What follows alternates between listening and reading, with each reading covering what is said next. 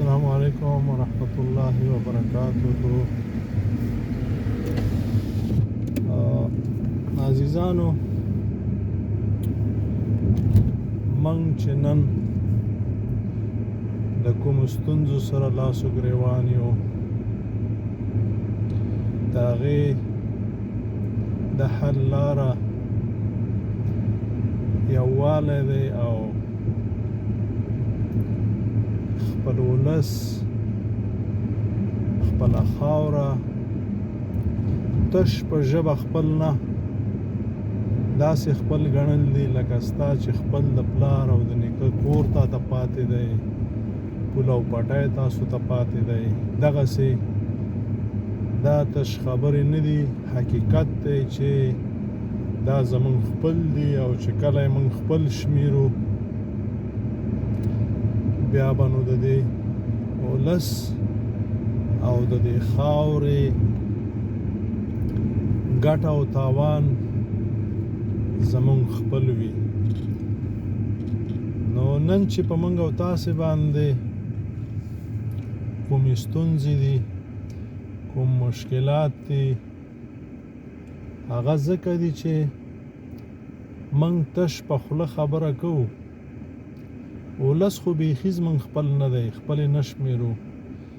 خاوره مازې وایي زموږ وطن او بس ترې منډه م اخیستې ده، او که هر څوک راشي، هر څوک ورباندې قبضه وکړي، هر څوک اشغال کړي، هر څوک هر شی به کوي، خو زه ترې خبر نه یم چې دا وطن زما دی او د دې ساتنه په ما داسې فرض ده لکه مونځ، روژه، زکات، حج.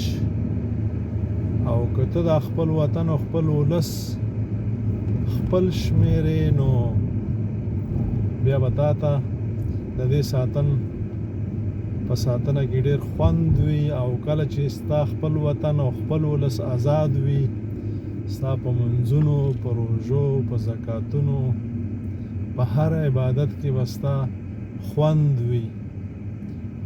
عزیزانو، خبرې ډېرې دي، زم نه غواړم چې په تفصیل کې لاړ شم، هر څوک ډېر ښه پوهېږي. خو دومره درته وایم تر څو چې ځان ته ځان، قام ته قام، ولس ته ولس، خپل وطن ته وطن ونه وایي، ننګ ورباندې ونه کوي، همداسې به خوار و زار یو، همداسې به خپل بچي زموږ راپاڅي او د دښمن په خوا کې به ولاړي او موږ ته به خاینین وایي.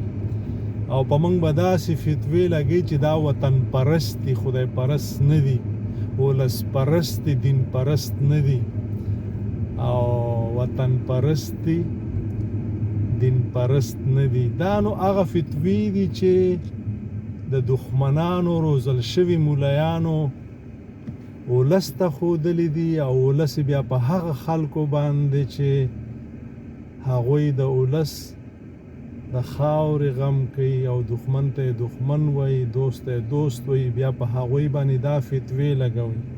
تاسو به لیدلي وي او تاسو به یې وګورئ چې ته 40 ساعته په سجدې پرېوځه، تهجد، نفلونه، هر څه کوه، خو په وطن کې ګوتې مه وهه، په ولس کې ګوتې مه وهه. ولس ته به نه وایې چې دا د دښمن دی، دښمن ته به نه وایې چې زما ولس په نه وژني، دښمن ته به نه وایې چې زما مدنیات په نه وړي.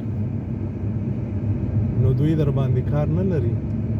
الله مو ښاد و آباد لره، فکر ور باندې وکړئ. السلام علیکم ورحمت الله وبرکاتہ.